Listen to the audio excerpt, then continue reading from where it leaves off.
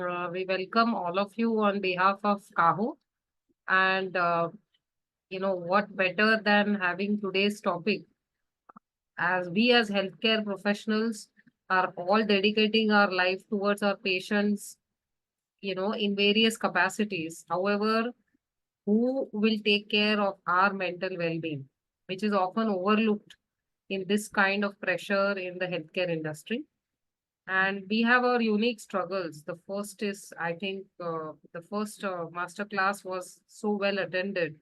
And today we are seeing even more registrations.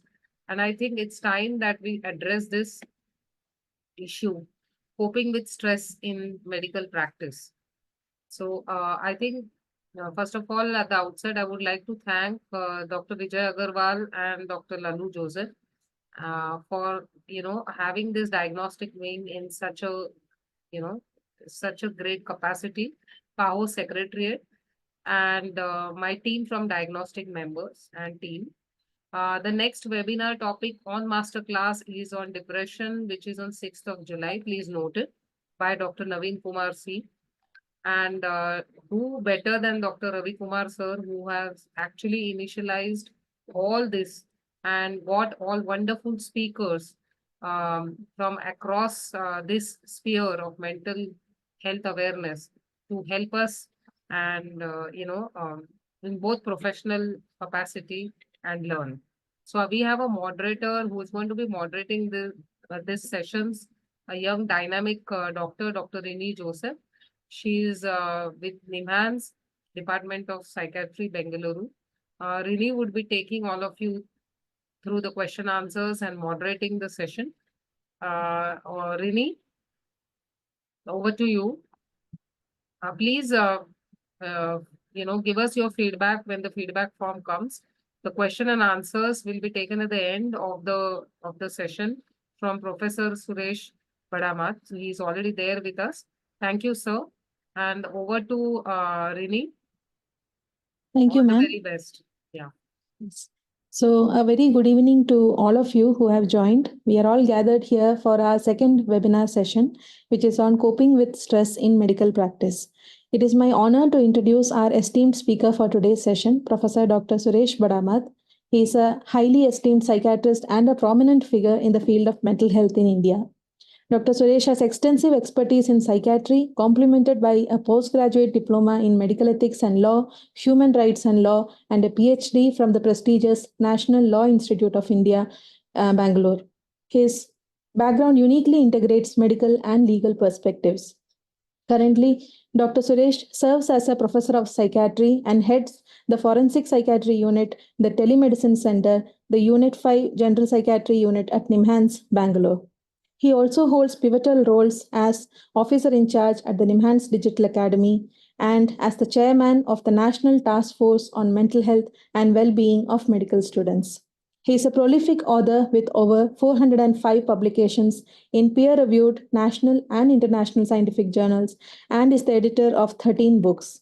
His outstanding contributions have earned him a prestigious awards like Sir C.V. Raman Young Scientist Award and the Professor Raghuram Young Teacher Award.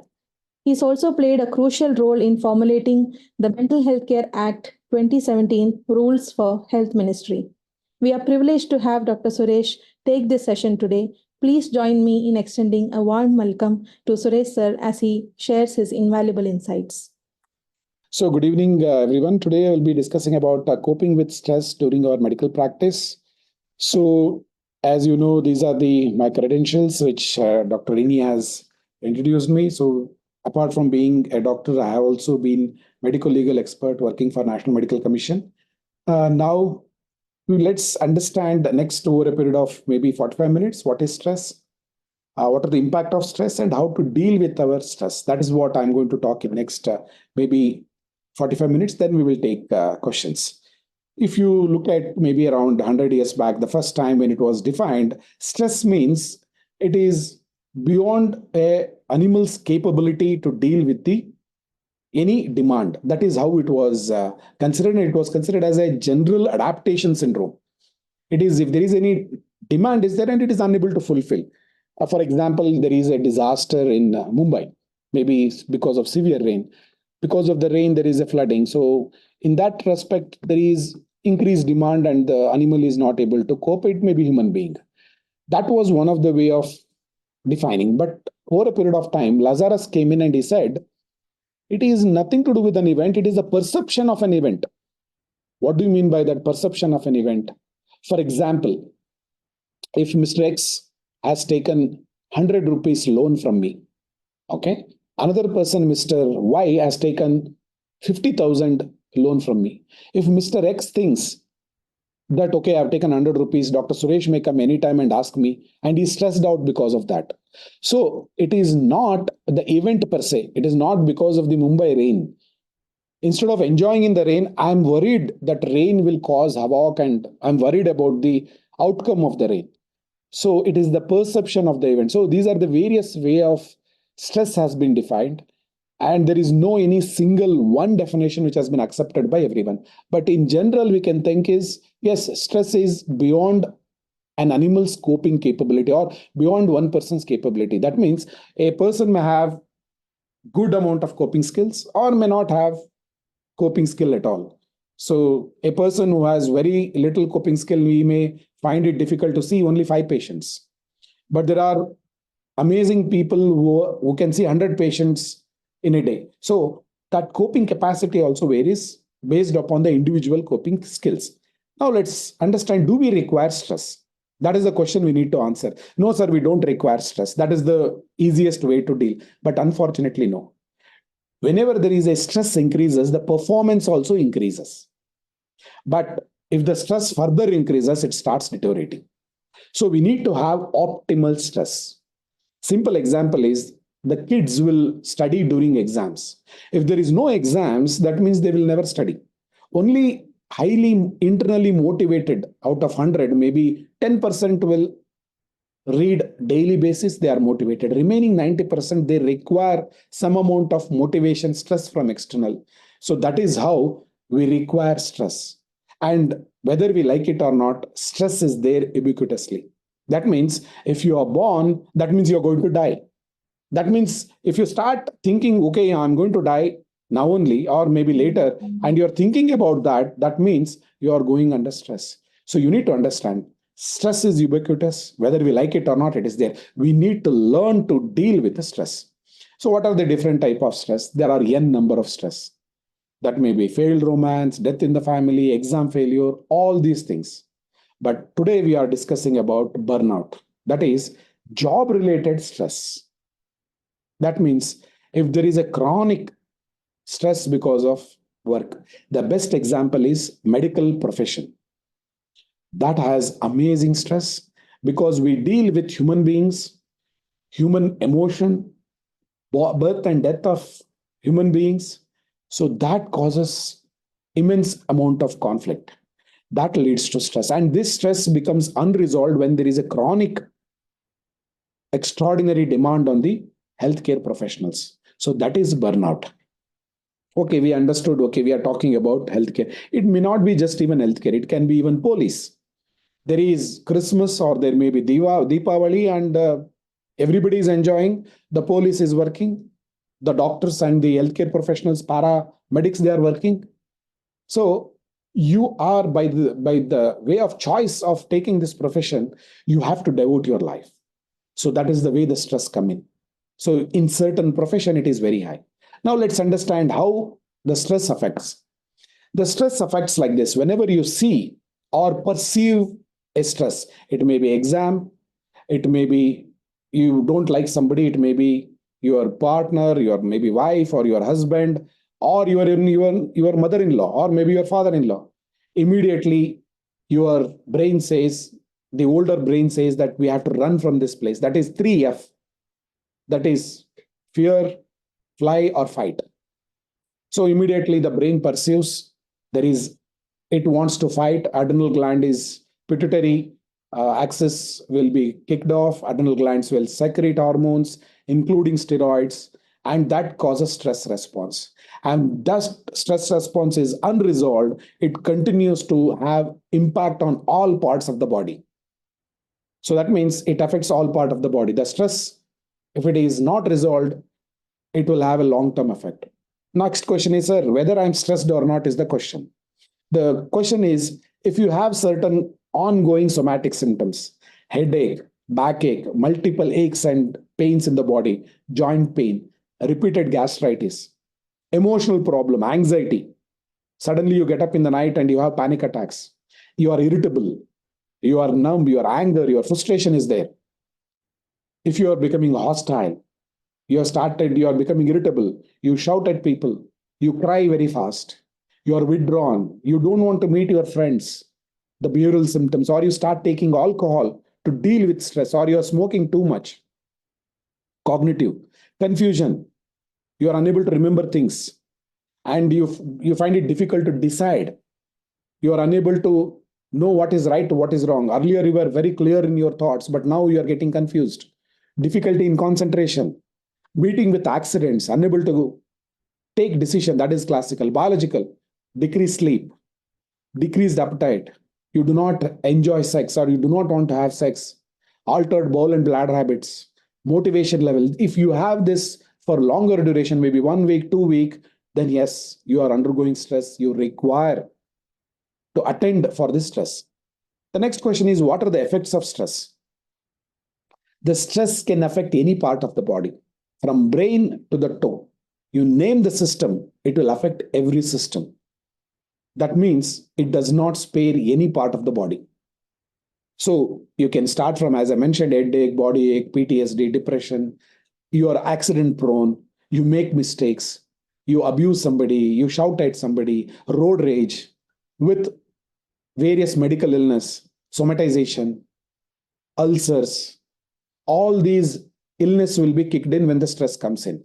But however, if you look at the literature clearly says that if you have any illness, stress will worsen that. That means stress worsens pre-existing illness. Suppose you have diabetes, under stress it becomes difficult to control, you require more medicine. If you have BP, under stress it increases further and you require more medicines to control. That is one. That means you require more medicines. Second one is, if you have pre-existing illness, or that will be relapsed. You had asthma earlier, now it will be relapsed. During exams, kids will have relapse, or they become prone for infection, or mental illness will be triggered, or depression will be triggered. That means you had a pre-existing illness, there is a relapse. If there is a pre-existing illness, it becomes uncontrollable. These are well established. The next one is, if your dad and mom had either one of them had diabetes, because of stress, it will be preponed, anticipatory, what we call it in genetics. That means your dad had BP or diabetes at the age of 60, and if you are a doctor or you are a paramedical professional or you are a nurse or you are working in a highly stressed environment, you may get that at the age of 40. That means the diabetes will come earlier. That we call it as, in vulnerable population, those illnesses will be precipitated. So now the question comes is, how to manage this stress? That means, till now what I spoke is, stress is ubiquitous. Whether we like it or not, it will be there in our life. If you are born, you are going to die. That is the way I can put across. Stress, by definition, it is an excessive demand on the human being. But how do you deal with your stress is left to you. What are the coping skills you learn? And how do you deal the stress? And how do you perceive an event that decides stress? Okay. One more example I can tell you about perception of stress is, if you give, like suppose you are a manager and you have given 10 cases to be seen by one Mr. Dr. X, you have given 10 cases, and you have given 20 cases to Mr. Y. Though Mr. X will think, why my boss is giving me only 10 cases? Does he think that I'm incapable? I'm stupid, I'm idiot, I'm not hard worker? He will think like that, Mr. X. Mr. Y will think, why is he giving me 20 cases? And Dr. X has got only 10 cases. That means he's discriminating. He's impartial. So both of them are thinking on their own. That means perception of event also causes stress. And stress affects any part of the body. Yeah. Stress prepones the illness. stress worsens the pre-existing illness, and stress requires more medication to control the illness. That is the reason whenever you are ill, to recover your body, they give medical leave. That is the simple logic. Why they give leave means whenever you are ill, take medical leave, go back home, take rest so that your body recovers from the illness so that the stress is minimal. Okay, that is the reason. Now we will talk about how to manage stress. Stress for healthcare professional to be managed at 3 levels. One at the community level, another one at the hospital level, another one at the individual level. Here, more than the hospital level, it is diagnostic center level. Now let's talk about community level. What happens? Like, as I mentioned, there are 3 levels of learning to manage stress: community level, hospital level, and self. So let's talk about community level. We need to invest as a community, as a India, or maybe as a country or as a state, we need to invest in health.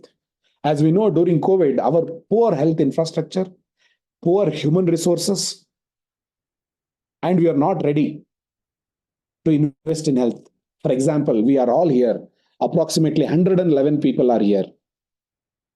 We regularly pay our car insurance, but we do not pay for our health insurance. That means we value our car more rather than our health. That is our way of perceiving our health. So as a community, we need to give importance to our body. If there is a small scratch on our car, you become very upset. At the same time, if there is something going wrong in your body, it may be hypertension, diabetes, whatever, you are least bothered. At the same time, you have some emotional problem, you are becoming angry, you are becoming upset, you are becoming depressed. You don't bother to take care of your health. So as a community, we need to think about how to take care of our physical health and mental health. Of course, physical health will give you warning. If you have severe pain, you run to the doctor.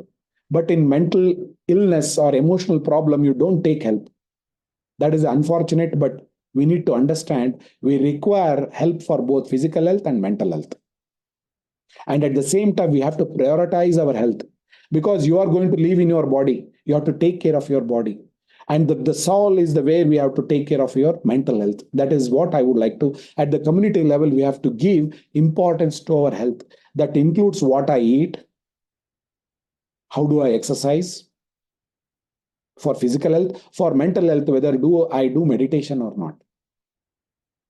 For physical health, early morning you get up, you go to toilet, you take bath, you wear good clothes, you do good makeup. But for mental health, what are you doing on daily basis? Are you doing meditation? Are you doing spirituality? Are you praising yourself? For mental health, we are not doing anything. So invariably, since you are not giving importance to mental health, invariably stress comes automatically free of cost. So as a community, we need to understand about health. At the hospital or the diagnostic level, we need to have a very good leader at the top. If you have a Kadus leader, he will irritate everyone. The work environment will be very toxic. The toxic place will cause enormous amount of stress. Hence, by the virtue of being somebody's son or a politician's son, if you are a leader, you need to undergo a leadership training. And we have a good leader, there is a good environment, good health of the staff. If there is a good health of the staff, everybody can be taken care. Imagine if a mother is ill, how she can take care of the child. So healthcare industry is a mother. If we don't take care of our mother, can you expect the mother to take care of the child? That is the patients who are coming. So the excellent leadership is required in healthcare industry, not only at the hospital level, at every stage. Adequate security personnel, because invariably nowadays death occurring in the community is very less. Whenever there is a problem, they bring the patient to the hospital, the death occurs in the hospital. Whenever there is a death occurs, the family members become very upset. They abuse the doctors or healthcare professionals. So we need to have adequate security level. We need to train the staff with the new technology, because patients are nowadays learned more than you. Or maybe they do chat GPT search and they will come and they will talk to you more about their problem and about their diagnosis, about treatment. So you also to be trained, and you need to award your best workers. You need to have basic facilities for our healthcare workers. We need to have a good duty doctor's room or a duty nursing station. There should be at least good toilet, good nutritious food. If those things are not available, imagine how we can work in that situation, which is very, very difficult. And we need to support the family of the healthcare workers. This is very essential, especially in COVID. Imagine if I'm working in a COVID center and I'm worried about my child, what will happen? What will happen to my elderly parents? Can I take care of them? Who will take care of them if I die? So that supporting the family members should become very important. And we need to learn how to communicate with the parents or maybe with the patients also. Now coming to the individual level. See, as you know, till now, whatever I've spoken, you may, sir, we don't have an option of the leader. Leader is a one who has money or who has power. So you can't change the leader. Okay, so we can't do much anything about that. Sir, hospital also is very difficult. I have to leave this hospital and go to another hospital. So you cannot choose the hospital also. With difficulty I got. But you can change at the individual level. Now let's talk about how to learn to manage stress at your level. Okay. So first and the foremost, you should know whether I'm stressed or not. If you know that I'm stressed, you'll start working to decrease your stress.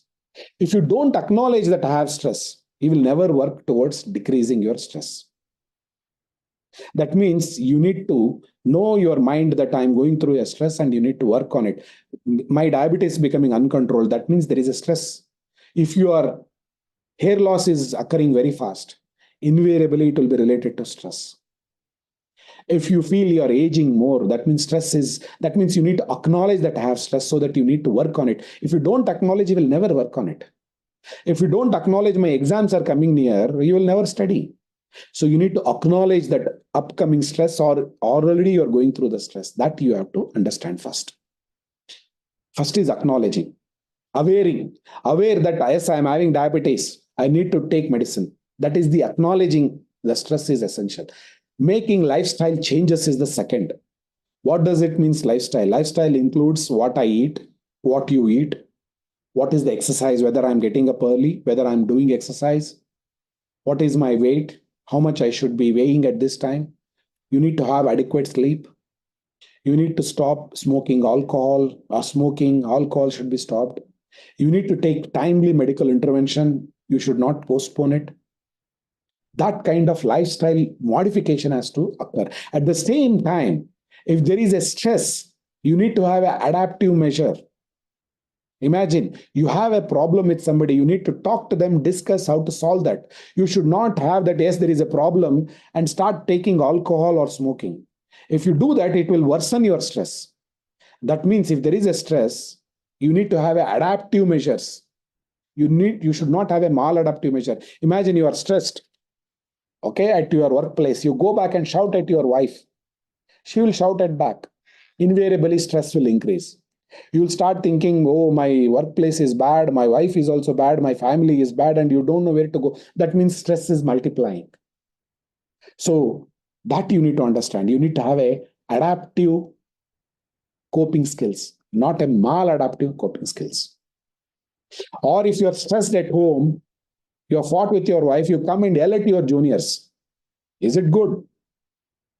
That's again bad, because your juniors may retaliate or they may not support you where you have to meet the deadline.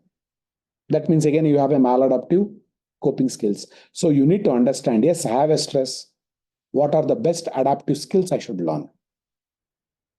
You need to have a good healthy food rather than junk food. At the same time, you need to have a scheduled plan. In an unscheduled plan, stress will be very high. That means like Monday, what is my schedule? It should be like already in your mind. Monday at 8 o'clock is this, 9, 10, 11 o'clock is the meeting, 1 o'clock is this, 5 o'clock is this. If you have that scheduled plan, stress will be very less. If you don't plan your day, invariably it will make chaos. If it is chaos, stress will be very high. That means if you don't plan, invariably be ready for unplanned things. The reason why you need to plan is uncertainty is the mother of all frustration. You go to a hospital and the hospital says you will be seen after 3 hours. You know, it may be late, but 3 hours, you know, you can do something in that 3 hours. And you will come back after 3 hours, you can meet the doctor or whomever you want. Imagine they don't tell you till 3 hours what is happening. That uncertainty causes amazing amount of frustration. So you need to plan your day. You plan it, uncertainty is not there, stress will be very less. That is what I'm trying to tell you. You need to plan. There should be some amount of certainty. Of course, there will be some uncertainty in a day. Out of 10 events, if you're able to plan 8 events, 2 will be uncertain, something will pop up. Don't worry about that. But 80 you are able to plan. If you don't plan anything, that means 100% you will be running beyond uncertain things. That should not happen. Further, learn to have your own hobbies like dancing, singing, music, drawing, painting, writing, reading, browsing. Unfortunately, nowadays it is more of browsing and looking at reels, maybe YouTube, all those things have worsened. That we need to decrease. Exercise, sports, swimming, jogging, gym, these we need to develop habits. If you look at Dr. Ravi, my own teacher, who is he? He's now he's at this age also he's learning dancing and he's doing amazing jive. He is a very good dancer. At this age, should he learn? Should he do it? He enjoys it. It's a passion for him. That makes the life very attractive and passionate. So that is what I'm talking about. And you need to have a good regular sleep cycle, regular to go to bed. Stop watching horror movies or maybe crime diaries, CBI in the night. That causes more tension. It provokes anxiety. So good, if your brain has a good rest, stress will be less.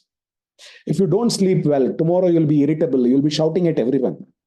If you shout at everyone, you will get back the shouting from others. That means stress will worsen. If you have a good amount of sleep, if you are calm, cool, you can deal with anything, anybody. If you don't sleep, you will have a severe problem. Of course, again, having good exercise, that's what I'm trying to tell you. Doing yoga will control your breathing, your emotions, your thoughts. What is yoga? As per Patanjali, Chitta Vritta Nirodha, that means controlling your thoughts. That's what the Patanjali said in yoga. So controlling your thoughts and emotions is what is all about yoga. Asana is one of them actually. But unfortunately, the commercial world made asanas as the everything. No, asana is for more of physical. For mental, it is more of how to do Sudarshana Kriya. Those are the things we should learn. How to control our breathing so that we can control our mind and thoughts. So that's where the yoga comes in. That is very helpful if you are able to do. And whenever there is some bad things happen in your workplace, we need to do debriefing. Imagine a young nurse has joined the work and she finds a child having severe problem. The child is having cancer. These young nurses do not know how to deal with this. So you should teach her the coping skills, how to deal with the emotion of a patient care and the patient loss. Discussing with them. Senior person need to debrief with them, how to talk to them. If it is not possible, do video conferencing. Imagine you are a healthcare worker in a hospice. You have a good relationship with the senior person. Unfortunately, they die. You need to talk to the caregiver, what they are going through. That debriefing is very essential. This happens in military actually. Whenever there is an operation occurs, that means there is a military or terrorist is there. They do the operation. They come back to the headquarters. They discuss this. They do debriefing. That is very essential because cognitive restructuring occurs in the brain. What is wrong? What is right? What should we do in the next? That debriefing should occur even in the health sector. Unfortunately, we don't do. Excellent hospitals, excellent diagnostic centers, they do this debriefing whenever there is an incident occurs in the hospital. The good leader will call all their team members and they discuss what was good, what was not to be done, how should we become good. So that we need to have that sharing the event and discussing and becoming better in our work. Now coming with the third point. Imagine if there is a problem. There is a Chinese saying, if there is a problem, there is a solution.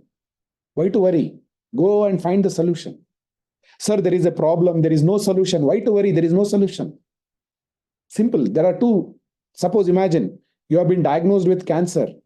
Yes, sir, there is a treatment. Take treatment. That's it. Why are you worrying? Sir, there is a cancer.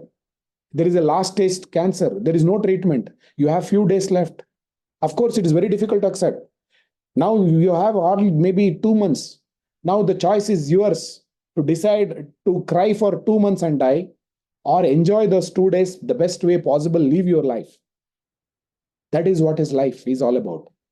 So that means, yes, there is a problem. There is a solution, find the solution. If there is no solution, learn to deal with the problem. That is problem focused coping mechanism. There is a problem, find the solution, deal with that. Sir, there is a problem, there is no solution for it. Learn to deal with emotions. Imagine your father has been diagnosed with cancer. There is a problem, there is a solution, find the solution, take treatment. Sir, it is end stage. Learn to deal your emotions. Learn to give good care to your father. Rather than shouting, imagine he may be smoking. Go and shout at him because he's now hardly may have 3 months. You shout at him, you are a smoker, you did all this nonsense. Shout at him, you make his life miserable. Is it right? So either you find the problem is there, find a solution, go solve the problem. No, sir, there is no solution. Learn to deal with emotionally. Now the question is how to manage those emotions. The best way is learning yoga or meditation or spirituality. The first way is learning to recognize what emotions I am going. Is it sadness, or it may be frustration, irritation? Learn to recognize them and learn to deal them. Again, wherever there is problem, you should do, okay, it is okay to be not to be okay. That means, yes, everybody will have emotions. You are feeling depressed, somebody else will feel depressed. There is death in every family. Every will go through sadness. Every family will have one or the other cancer or maybe some illness or chronic illness. Learn to accept, deal with the emotion. So it is okay not to be okay is very important. Hence, you need to learn to seek help. Yes, there is a problem. Ask for help. Imagine if the child doesn't cry, mother will not feed. She will not breastfeed the child. She thinks that child is sleeping. That means if you have a problem, you need to seek help. Nobody will help you unless you ask help. So managing emotions goes through this accepting, deep breathing exercise, meditation, distancing away from those emotions, distraction, prayers, humor, let go. That is basically what we call it as the mindfulness. It is very difficult to learn and it is easy to understand. If you want to learn mindfulness, it will take at least 20 to 30 years. But if you can start, you can become like a Buddhist monk. So you need to know with whom you are spending time. If you are spending time with a person who is very negativistic, you will develop negativistic attitude. If you are spending time with a positive person, you will have a positive thoughts. That is what about is managing. Relaxation is very essential. So relax. What relax you? Apart from maladaptive thinking or maladaptive discussion. So another one is very essential for is compassion fatigue. Imagine if you are a oncologist surgeon or maybe radiotherapist, you will find that people dying, or maybe you're in casualty. You see people dying every day. Compassion fatigue is well known because you provide care. You see people dying every day. Invariably, you will be broken from inside. That compassion fatigue, you should learn to deal with that. Talk to your superiors, talk to the senior colleagues, talk to the spiritual leaders. You will know what is your role. Otherwise, you become very difficult. The cognitive rethinking and cognitive appraisal, this is a cognitive behavioral therapy for stress. I will not spend time because it itself will take a lot of time. We are also running out of time. So there is a CBT for stress. If you type in chat GPT, cognitive behavioral therapy for stress, you will come to know there are many articles available on Google. This is basically the way you think. That is what I said, no, the way you perceive an event that gives the stress. I'll run through this cognitive thinking. So if you have a maladaptive thinking, or thoughts, I am incapable, you will feel and you will be incapable. Yes, I can do, you'll be able to do. That is how I can simply, easily put across. So invariably, these are the maladaptive thoughts you need to replace with adaptive thoughts that will help you out. If you say, I can't do any mistake, that means you're a god. No, sir, I am a human. You'll make errors. Accept your errors and try to overcome those in the next. So to be human is error. That means you'll make errors if you are a human. If you are a god, then only you can say, think, okay, I can't make mistake at all. Then you be a god. So this is how and next one is, there is a problem. Learn to handle those problem by learning decision making skills. So decision making skills, again, problem solving in decision making, there are a set of things you should learn and to do that. Time management, again, time management, there are various urgency and importance, and whether how much it is very high, urgent is there, and it is very important, you have to do prayer. If it is urgency is low, but it is important, you can deal it. This is how the matrix says. So time management is one very essential. You should learn so that you can delegate as you move up the ladder or you become the manager. You should know how to deal with the time. Another one is assertive. What is assertiveness? Your needs, if you are going beyond your needs, it is aggressiveness. If you are only providing care for others, it is passive. Assertiveness is balancing between both. Balancing your rights versus your duty. That is, I can easily understand, or you can say balancing your rights versus somebody else's rights. Simple way of putting across. That is what is assertiveness. Assertive is saying no to somebody. If somebody is taking advantage every time, you have to say somewhere no to them. That is what is assertiveness. Communication skills. This is a very important. In Kannada, there is a saying, if you know very good communication, the problems will be less. A person who is very good at communication, he will get his things done very easily. A person who is very irritable and who is a person who is unpleasant, he will not get his work done very easily. He finds it, every task is a huge mammoth task. There are people who are very pleasant in smiling. They go and get things done very fast. That is a communication skills. Develop your own hobbies. Encourage your kids to have hobbies. Hobbies may be sports, maybe stamp collection, singing, dancing. They are all very essential to build their self-esteem. Of course, spirituality is one. You may not like this at this point of time. As you grow older, you will realize the only thing where you can get happiness is yourself. Happiness has to be found within inside. Happiness is not found in the market. It is not found in your neighbor's house. It is not found in the five-star hotel, or it is not found in the anywhere else. Happiness is inside. Satisfaction is inside, in yourself. Otherwise, there is no end for greed. Like the people say, no, in this planet, for everyone who has a need, it is available. For greed, the whole universe is less. So you need to find satisfaction and what we call it as happiness in yourself. If you find it outside, you will be chasing. The day you are able to understand that, spirituality will start and you will be very happy and you will be contributing to the society. We came to this medical field or health field for serve somebody else. Somewhere down the line, we became selfish. I don't know where we became. Then we are serving ourselves. Once you becoming serving on your own, then the things will go wrong and the stress picks up. And the other one is, don't mix both. Invariably, woman takes work to home. Sorry, the men will take work to home.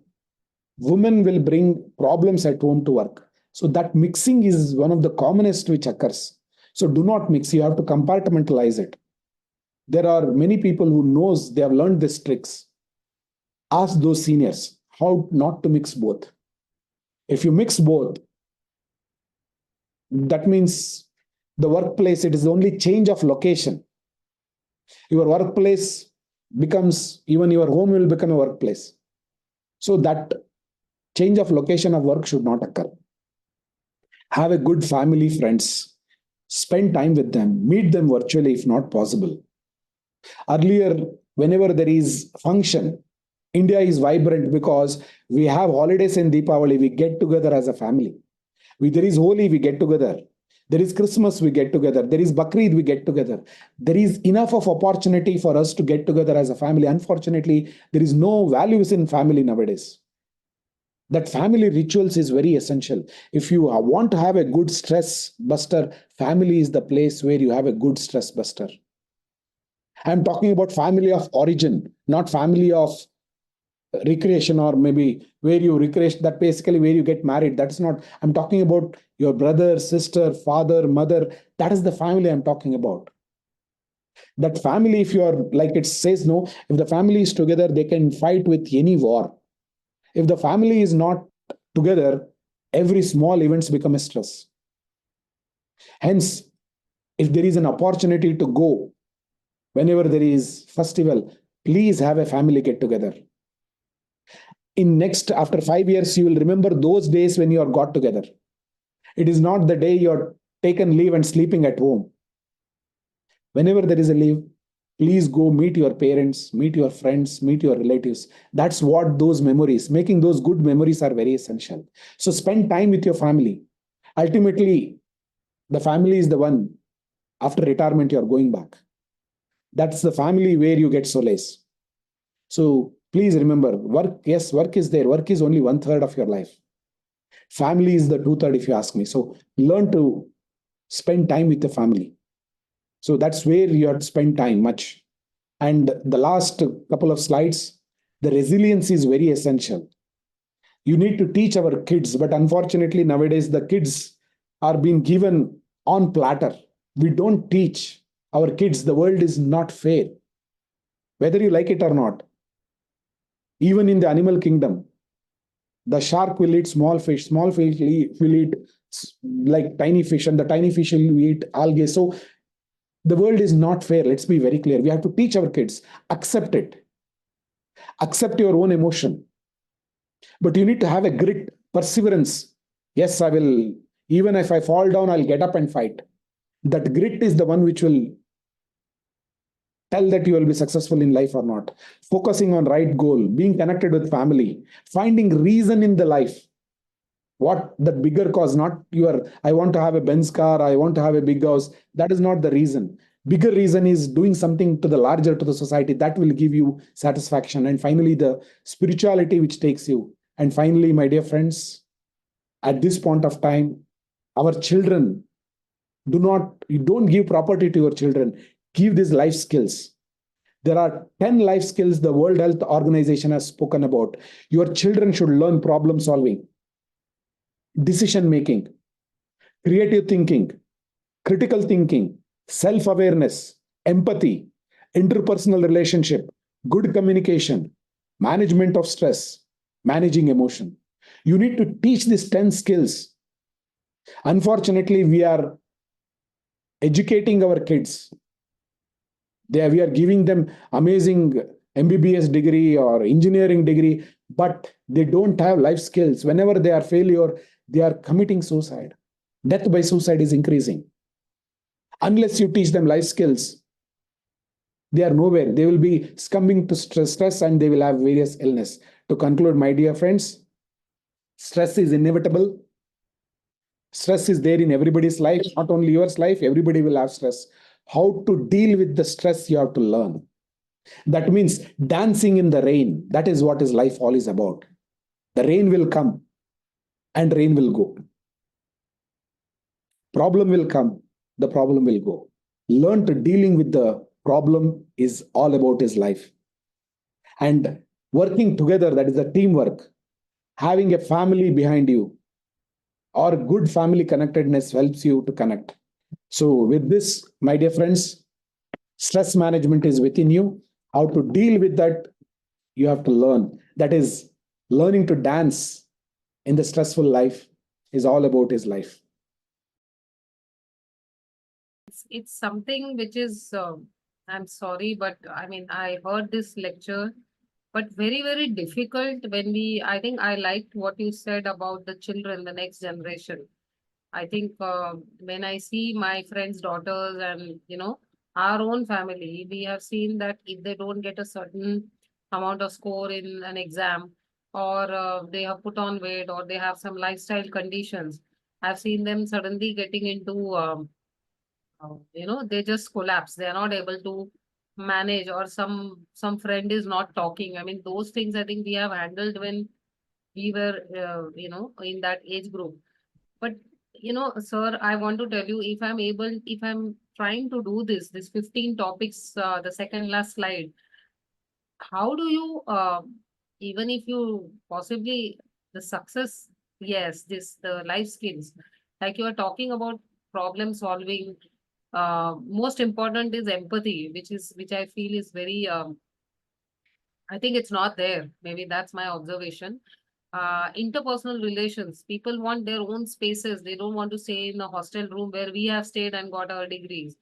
They don't want to have anything like decision making. They'll say, okay, this guy is my boyfriend. What do I do? Rest. They will enjoy that moment, but they don't want to make a decision. So, by this presentation, is there something where some hand holding can be done with this? I'm sure it is done, but is it available uh, online, or I think that's a very, very big gray area, and it's a burning problem. So how do we deal with that? Madam, it's like this. Life skills, unfortunately, earlier was taught by our grandparents. They had time. They used to teach our kids. Like imagine my parents will sit with my kid. They will talk about, oh, there is a problem. Come, we will solve the problem. It's taught from the my child mindset. If the child has fallen down, okay, come on, get up, we will run. That starts from the childhood. But unfortunately, we as a parents who are nuclear family don't have these things to teach. It is the grandparents used to do that. Unfortunately, we have cut that umbilical cord. So-called grandparents are no more. And these are the skills how to, like if you are angry or if you are crying, the grandparent or the grandmother or the grandfather will come and hold you. Because of course, even in the olden days, maybe around 40 years back, Yeah. it is not the parents who helped us at that time. It is the grandparents who were there most of the time. Unfortunately, nuclear family, now we have to make extra time to teach this, which we have not learned, unfortunately. So this requires time. If you are able to teach your kids this much, don't give any education. They will learn to live happy life. Education is not the yardstick. It is the skills which is required at this point of time. If you give the skills, they know how to survive anywhere in the world. If you give education, they will not be happy in any part of the world. These are the skills we need to be taught. I do not want to name the community. There is a community, what they say, as soon as they learn 8th standard, they say, come and sit in my shop. Learn to talk to the customers first. How to deal with the customer, how to talk to the competitor sitting next to you or in the next shop. And they teach the skills. I think I understood. Yes. So those parents, they are able to teach the skills. They did not give education, and they are more successful. They are the backbone of our economy in our country. Completely. So that is what I'm talking skills. Unfortunately, we are talking about education, and our education is so damaged, toxic. Imagine, I'll give an example. A student in the first year MBBS, first day when he is stepping his first step into the college, you ask him, why do you took MBBS? He will say, I want to serve rural people. I want to do good thing. After 5.5 years, you are given an MBBS degree. That fellow comes and says that I want to extort money. I want to do all these things. And he knows he wants to settle in a big hospital. All these ethics, morale, empathy is gone out of the window. That is our education. That is about MBBS. You go to the engineering college, the engineering kid will say, I want to do this for the humanity, all those things. After 4 years of his engineering, he will talk something else. That is our education system. Unfortunate. We have stopped teaching skills, life skills. We are giving only education, how to make money, how to become selfish, we have taught. Over to you, madam. I think this slide which you have put out should be, I mean, that's the crux of, I have liked it, and I really feel it should be, it should be put up in all the schools, in houses, temples, wherever people are going, because I think that is what I see lacking. Yes. Ma'am, I have done all the videos on all these 10 life skills in my Suresh Badamath YouTube channel. I'm trying to propagate this because education is not all about. Education is just only one part of the life. Life skill is the maybe two-thirds of our life. It's just not education. Education is hardly nothing if you ask me. It is the life skill we need to teach. And I've made videos on these life skills, how to teach your kids, role of parents, role of teachers. Unfortunately, teachers are now worried about only syllabus. They are not teaching the skills. Moral science was there earlier, it is not there. So we need to change. There should be a paradigm shift rather than what my child has learned, rather than that, what my child has the life skills and values should be taught. Okay, there are two people have raised some question. Can we ask question Yes, directly sir. to them? Yes, sir. Whoever has raised the hands, can we unmute them? So, I don't, Rabina. Dr. Aparna, one comment I just would like to make. Yes. Dr. Suresh, it's a wonderful talk. I have heard you from your recorded speeches when I was doing my national law in the medical law Okay, from the okay. national school. And today, directly, I have witnessed you. You are really amazing. And then I join with Aparna, but little far from Aparna in certain views. 100% I can say I'm a practicing person, like what you said, and it is all possible. It's all possible. Thank you, And ma'am. my family is also um, it's not a nuclear family. My grandchildren are there with me. My son is there with me. So what will happen that I know that happiness what we have in our family. Thank you so much. Thank you so much. Thank you, Dr. Gacy. Thank you very much for your endorsement. The question, but I think you have answered how to deal, how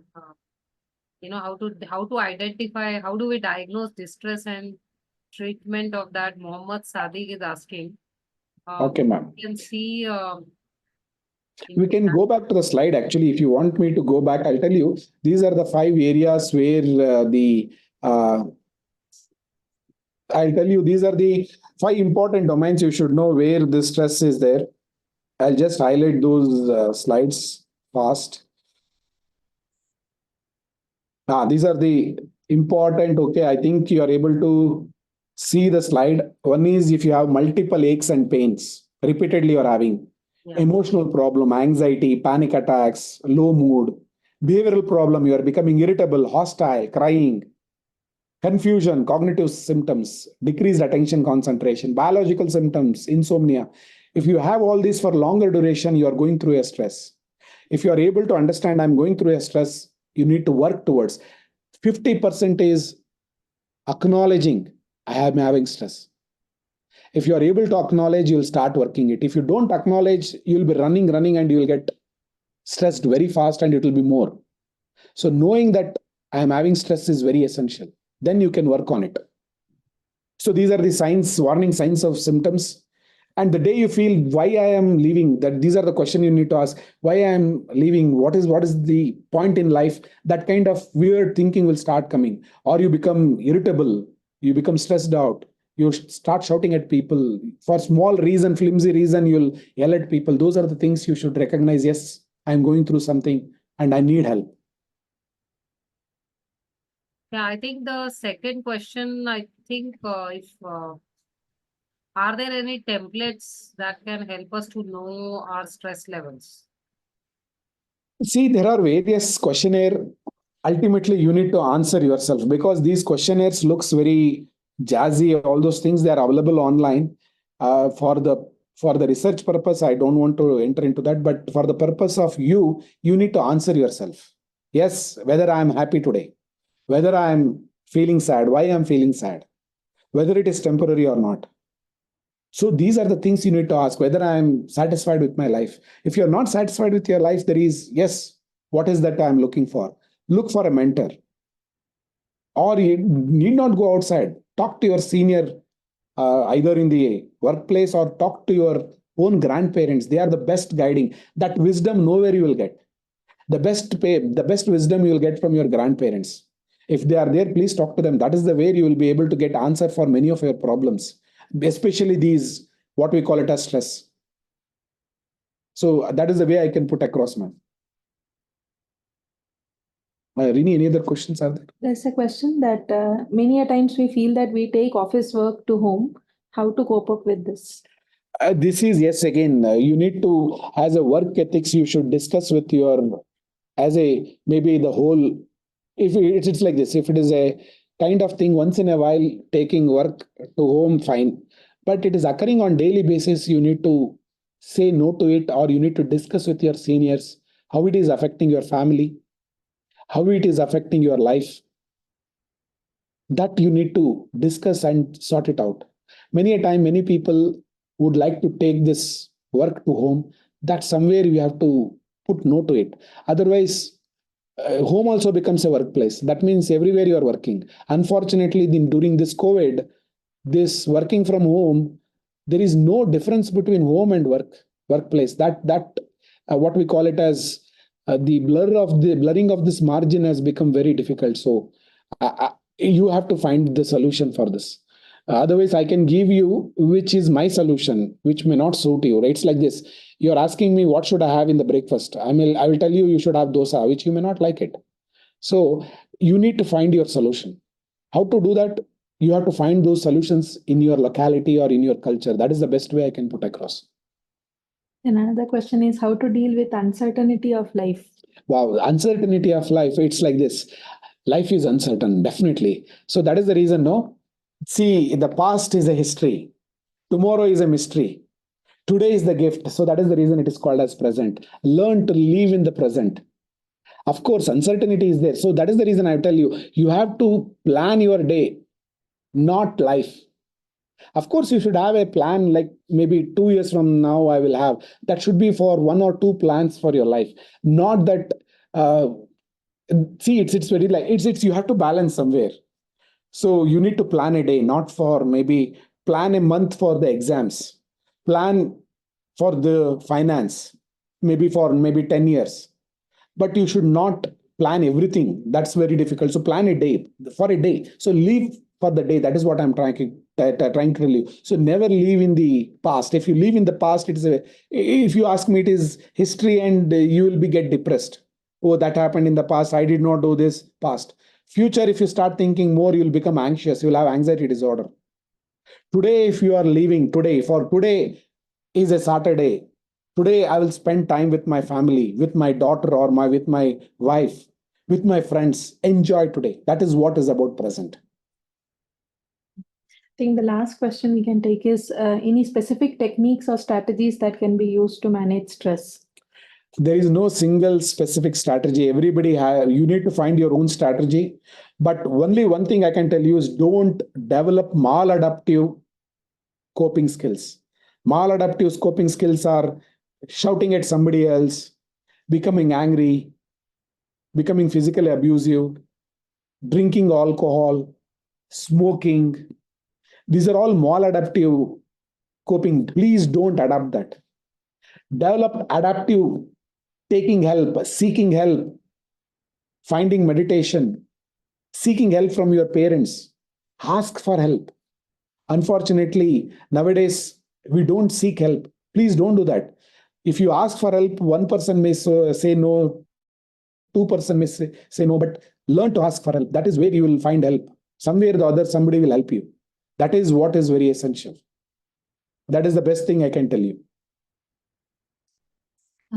So I think we are overshooting the time that was allotted to us. So Okay. over to you, coordinators. Dr. Aparna ma'am, over to you. So thank you very much. So for giving the opportunity to be with you all, and have a nice weekend and happy Bakrid for all of you. Aparna ma'am, you are Once muted. again, on behalf of the whole Yes, so we have another webinar starting. That's why I was busy with that. But any other questions which we have missed? Major transformation with significant. Answered. Have we taken? Excellent session. Excellent. session. Barnali, I think she wanted to ask something. Barnali. Yes, yes. So So can one- we take one more question? Yes, please go ahead, ma'am. Yes. So my question is regarding digital addiction in the teenage and even young adults. So if we want to de-addict the digital addiction, should we immediately stop everything, or should we stop gradually, or if it means the screen, mobile and laptop along with the TV screen also. So how to go about it? Ma'am, in especially in the what the current literature says, scientific evidence says that uh, completely stopping will not help, because digital internet has invaded every part of our life. So we need to know, to teach them how to use internet properly. That is very essential. It is what we call it as, if you ask me, digital hygiene, I can call it. Digital hygiene means when to use it, how much to use it, for work purpose, for educational purpose, and for entertainment purpose. Unfortunately, this digital has become only an entertainment purpose. That entertainment every time is going to destroy our brain. So you have to teach our kids like the way we teach toilet training. We do know how to do the toilet training, where to go for potty, how to clean ourselves. And when the female child develops menstruation, we teach the child. Similarly, for all our kids, we need to teach that something called as digital hygiene. Digital hygiene is not only when to use, how to interact over the mobile, how to respond to an email, when to respond to an email. When you are angry, don't write something. The unfortunate event has occurred in Karnataka. Somebody sent some livid messages to somebody, and those people got together and murdered him. That should not happen. And this digital, we start making hostile comments on somebody and they are committing suicide. That should not happen. That digital hygiene, similarly, what we talk about physical hygiene, emotional hygiene, and the internet hygiene, or what we call it as digital hygiene, should be taught to our kids now. We have to do that at the earliest. The more we delay, it is very difficult to teach them. So, as a parent, I should know when I am going online, why I am using it, if I am using it home, at what time I am using it, when I am switching off. If I am disciplined, slowly my child also will learn that. If I am not disciplined, the child also will not be disciplined.